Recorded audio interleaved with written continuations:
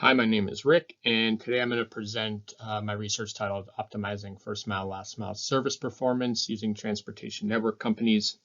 And these are results from a Smart Mobility Challenge project with Ride Acta, which is a nonprofit transportation management association that provides on-demand first mile, last mile services to commuters in Robinson Township. My advisors for this project were Dr. Sean Chan and Dr. Chris Hendrickson.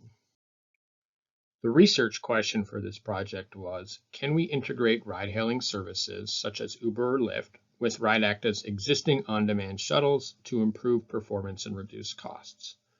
We were provided 3 months of detailed ridership data and travel time data in the region. So using this, we developed a model to simulate the system with flexible inputs. The simulation basically worked by assigning each incoming request to a shuttle that produced the smallest marginal costs, or the weighted combination of wait and in-vehicle times for all current and in-queue riders. Optimal routing was then determined by using an insertion heuristic. And if marginal costs were high for a specific request and the ride-hailing fare was low, the request was reassigned to an Uber or Lyft.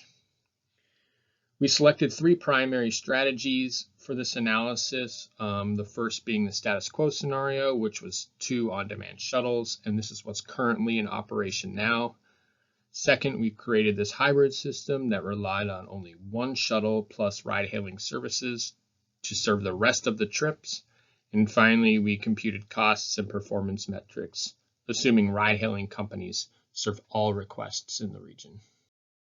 So assuming that Uber and Lyft wait times in the region were on average 5 minutes based on some data released back in 2016, we show that the user costs, which were the weighted wait and in-vehicle times, were quite similar between the hybrid and the status quo scenarios, were within 4%. But from a reliability perspective, the 95th percentile total travel times and wait times were actually improved by up to 30% for the hybrid scenario. So this is due to a combination of very expensive trips being assigned to ride-hailing services and the fact that fewer rides are being shared.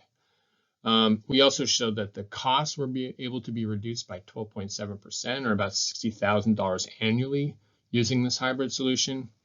And finally, we also showed that this hybrid system better responds to variations in demand. So when demand dropped to about 50% of normal, we show that the hybrid solution was actually 35% better than the status quo. And these are at their performance in terms of user costs were very similar.